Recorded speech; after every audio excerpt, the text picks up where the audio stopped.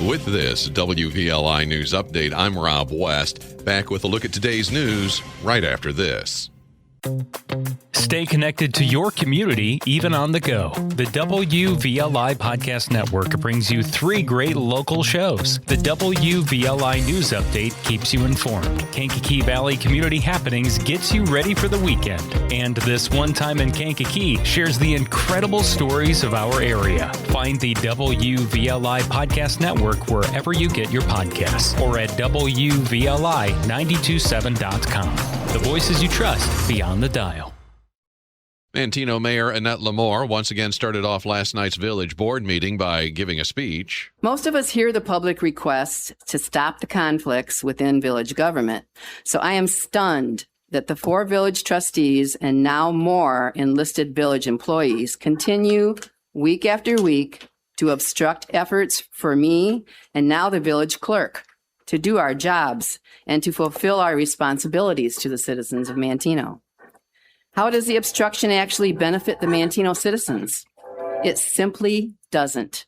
Mayor Lamore went on to say village government should work more smoothly. She went on to point out the ongoing issues surrounding the village attorney's position and what she called insubordination by some village employees.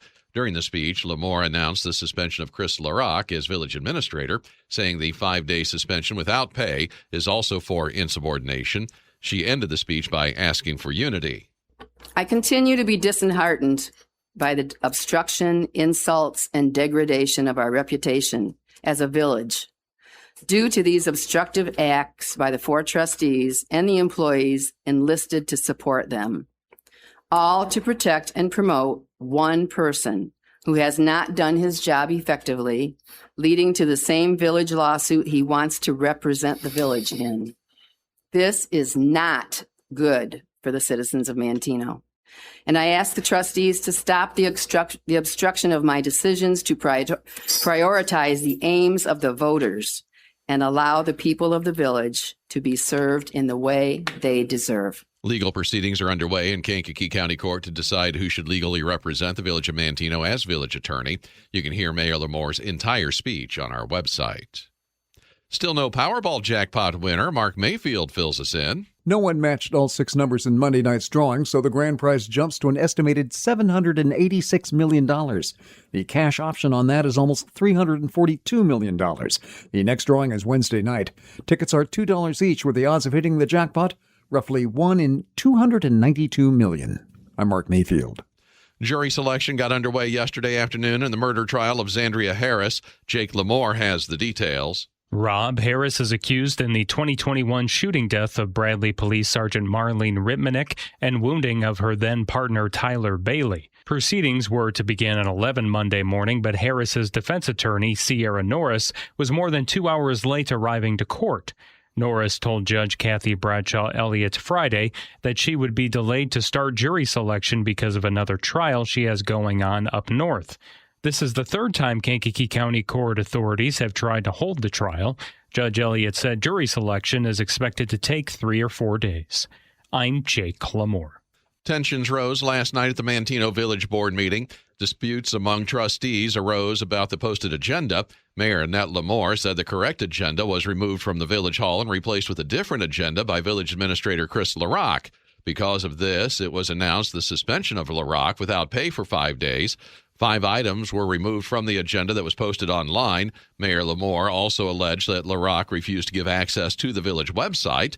Mayor Lamore also said that the village clerk had his electronic key access to Village Hall deactivated.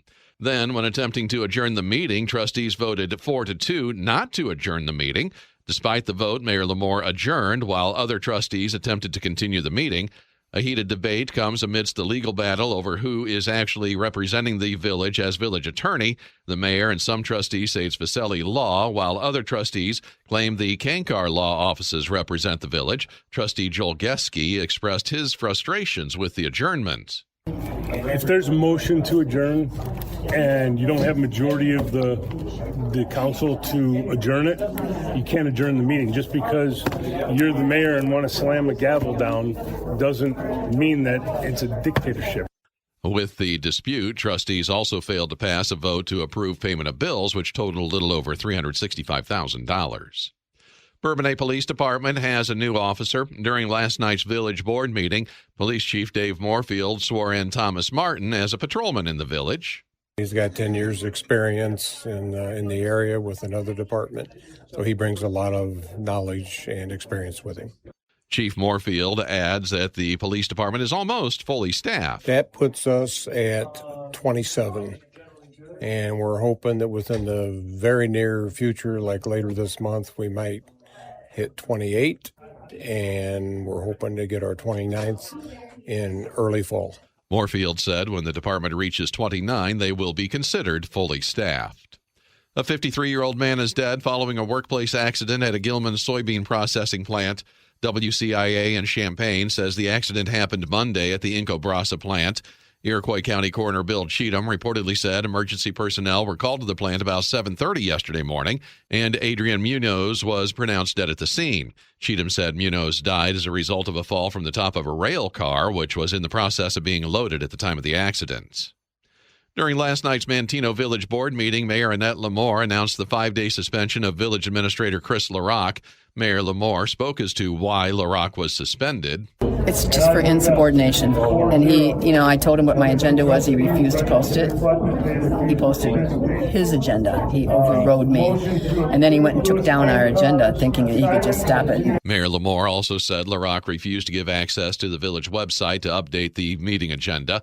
The agenda on the website had items like approving Kankakee law offices as the village attorney and payments to the forensic auditors, which were not included or voted on in the meeting. The suspension is without pay.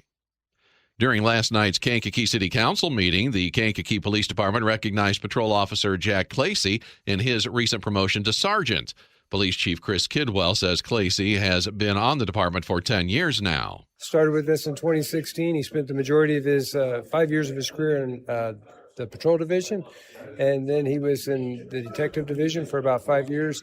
Recently went back to patrol, but he's going to go to midnight shift. He's got a ton of experience, investigative skills. He was a great detective, and I think he's going to be a real asset to the midnight shift. So we're very proud and happy of him. Chief Kidwell said there are now 11 sergeants in the department. National Night Out will be held tonight in several communities around the area. In Bradley, the 19th annual celebration will be held at the Perry Farm. Bradley Police Chief Don Barber tells us what you can expect from the free family-oriented event. Their kids can run around, play a lot of games, do a lot of things free. We feed them free food, there's free entertainment, and there's free raffles if someone brings a non-perishable item. Or this year the Salvation Army is also asking for hygiene products. But if you bring them, you'll get raffle tickets for all the raffles that we have there every year. Chief Barber says the fun all starts about 4 o'clock this afternoon and adds that there'll be entertainment for the evening. There's the staple, which is the Silhouettes. They've been there ever since we started the thing. And then there's the Maze Band, Time Machine, Rewind Band. There's also a bunch of bounce houses from Bounce With Us. Walmart's our biggest sponsor this year. They've donated all the food that we give away, hot dogs, chips, water. State Rep Jackie Haas is back with her book bag. I don't know how many they're giving out this year, usually in the hundreds, though. And we have retired White Sox player Steve Lyons there doing autographs from 5 to 7. National Night Out ends with fireworks at dusk. Barber adds supplies are limited, so you might want to get there early. Last year, some 4,500 people attended the event. National Night Out events also planned in Crown Point, Peatone, and Morris, among other communities. At Monday night's Kankakee City Council meeting, amendment to an ordinance that would have allowed transitional housing for the homeless at Gift of God Street Ministries was tabled. Mayor Chris Curtis says more information is needed. Council members I'd heard needed some additional information that they were looking for on number of units and different things that they wanted some questions to be able to ask before they officially consider it. And so that's my understanding is why Alderman Navarez and some of the council members looked at it. And so they're just going to get some information, and it probably should be back to the next city council meeting. Next city council meeting set for Monday, August the 17th. Gift of God Street Ministries is located on North 5th Avenue in Kankakee's 5th Ward and has been providing overnight shelter for the homeless for some time now. City of Braidwood asking residents to restrict their water usage. In a Facebook post, the village officials say a mechanical issue was discovered with one of the city's largest groundwater wells, forcing them to ask residents to conserve water by stopping non-essential usage like watering lawns, filling pools, and power washing. They say it's hoped the issue will be fixed by Wednesday. Manteno Village Board last night approved an agreement with Goshen for a fire brigade. According to trustee Mike Berry, the agreement signed by Goshen holds them responsible for back pay of firefighters during emergencies, as well as maintaining a fully staffed brigade of 18 total firefighters. That's 6 per shift. The village will also be allowed to drop in at any time to make sure that Goshen is complying with the standards. If Goshen does not comply with the signed agreement, the village will have the ability to pull their occupancy permit. An ordinance about the private fire brigade passed at the May 18th board meeting. Last week, I took a few minutes and sat down with 40th District State Senator Patrick Joyce to talk about several issues facing the state. As part of the conversation, we talked about what Senator Joyce saw as some of the wins and losses in the recently concluded spring legislative session.